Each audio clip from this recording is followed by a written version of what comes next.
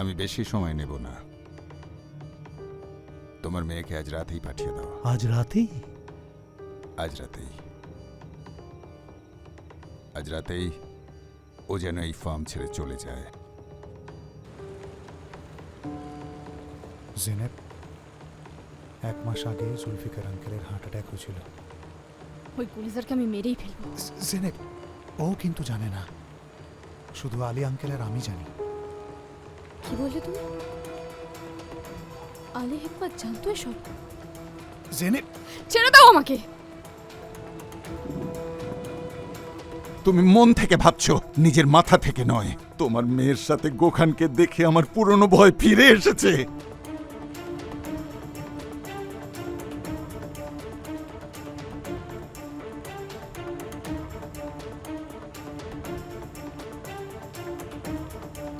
জুলফিকার, আমাকে বাধ্য করবেন না স্যার। তুমি কিন্তু আমায় বাধ্য করছো। দয়া করে বাধ্য করবেন না, নয়তো আমি। নয়তো কি?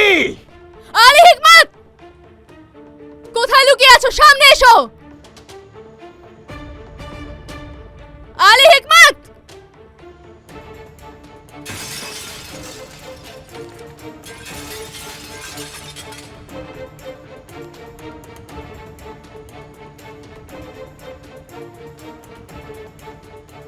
আমি কোথাও যাব না।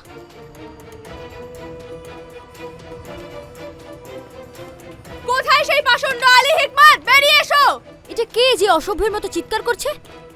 তোমার এত বড় সাহস, তুমি কাজ ভাঙছো? মা দাঁড়াও, কি হয়েছে জেনেব? আমি জানতে চাইছি আলী হিকমত কোথায়, আমি কথা বলবো। আমি এখানে। কি চাই তোমার? কি চাই বলো। সেলচুক, সরে যাও। সেলচুক, ইয়োখান আমার কথা শোন। ইয়োখান শান্ত হ বাবা।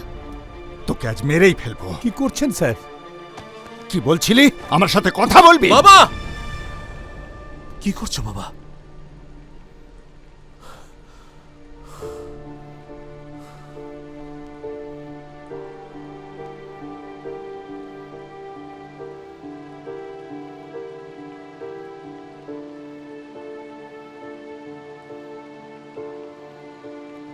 জেনেব, জেনেব,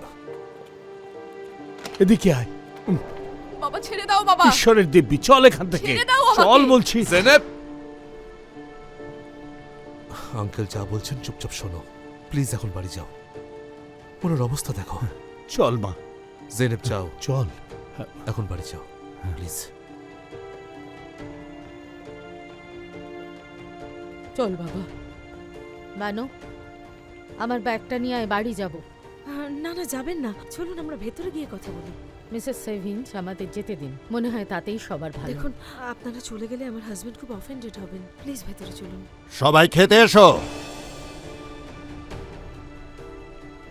সেলচুক, সেলচুক শোন। হ্যাঁ, তুই কি তোর আঙ্কেলকে চিনিস না? যা হবার তা হয়ে গেছে, সব ভুলে যা। চল বাবা, ভেতরে চল। ওর কি অধিকার আছে যে ও এটা করলো? কি ভেবেছে আমি চুপ করে থাকবো? জেনেব প্লিজ থামো। দেখো, আমার বাবা। হ্যাঁ জানি, একটা পাষাণ লোক। জেনেব, ভুল কি বললাম?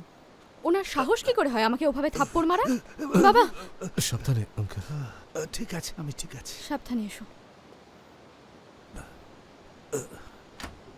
আস্তে সাবধানে আস্তে দেখে ঢুকো। যাও। যাও।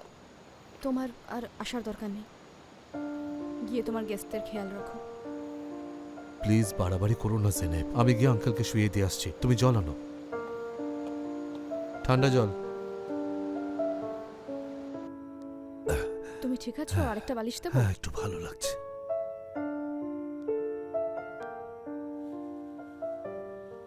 বাবা এমনিতেই ঘামছে। আঙ্কেল, আপনি বিছানা ছেড়ে বেরিয়ে এলেন কেন? ডাক্তার তো আপনাকে বারবার বললো এখন আপনার রেস্টের সময়। উনি আলী হিকমতের অর্ডার ফলো করছিলেন। বাবা? হ্যাঁ, তোমার বাবা। তোমার বাবা এই অবস্থায় ওনাকে ডেকে পাঠিয়েছেন। কেন? কারণটা তুমি জানো। ওনাকে বলতে যে আমায় যেন আবার ফেরত পাঠিয়ে দেয়। তুমি অনেক কিছু জানো না। কয়েক মাস আগে আমার বাবার হার্ট অ্যাটাক হয়েছিল। Heart attack? আমি জানতাম না আঙ্কেল। তোমার বাবা কিন্তু জানতেন। জানা সত্ত্বেও বাবাকে পাহাড়ে পাঠিয়েছিলেন মধু আনতে। এতটা অমানুষ কি করে হতে পারে?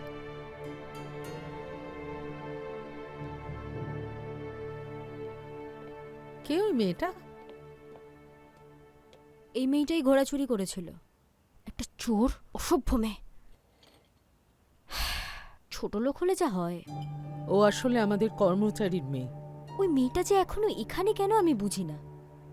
ও আসলে চায়টা কি? আর এভাবে চিৎকার করার সাহসটাই বা কোত্থেকে পেল?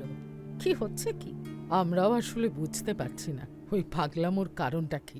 আমি তো ভেবেছিলাম ওর ভাগের পানিশমেন্ট ওকে দেওয়া হয়ে গেছে। আমরা কেউই এই ধরনের ব্যবহার সাপোর্ট করি না। আমার হাজবেন্ড নিশ্চয়ই ওদের কোনো না কোনো শাস্তি দেবেনই। সব কিছুর সময় আছে, তাই সেভেঞ্জ, এই ব্যাপারটা নিয়ে বেশি ভেবো না। গুলিজার দাঁড়িয়ে আছো কেন? বাকি সবগুলো ভেতরে নিয়ে যাও, আর সবার জন্য চা বানিয়ে নিয়ে এসো। ঠিক আছে ম্যাডাম। ইউখান তো এখনো ফিরে এলো না। ওকে নিয়ে ভেবো না মা, ও চলে আসবে।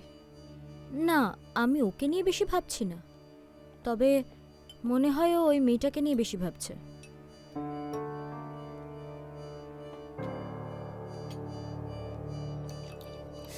এখন আবার চা খাবে? আমার সার্ভ করার মতো আর এনার্জি নেই দিদি। গুলিজার, সবার মাথা কিন্তু এখন গরম হয়ে আছে। মুখ বন্ধ রেখে কাজ কর। কতক্ষণ মুখ বন্ধ রাখবো? জুলফিকার যদি বজ্জাতটাকে ফেরত পাঠিয়ে দিত, ঝামেলা থেকে মুক্তি পেতাম। সাহস দেখো, স্যারের বাড়িতে গিয়ে কিনা হানা দিল। হ্যাঁ, কত বড় নির্লজ্জ ভাবো। গুলিজার, চুপ কর বলছি, চুপ কর। এই যে খরগোশের বাচ্চা এসে গেছে, তোকে আমি দড়ি দিয়ে বেঁধে রাখবো। কোথায় যাচ্ছিস? কি হয়েছে কে জানে, একটা বাচ্চাকেও খ্যাক খ্যাক করছে।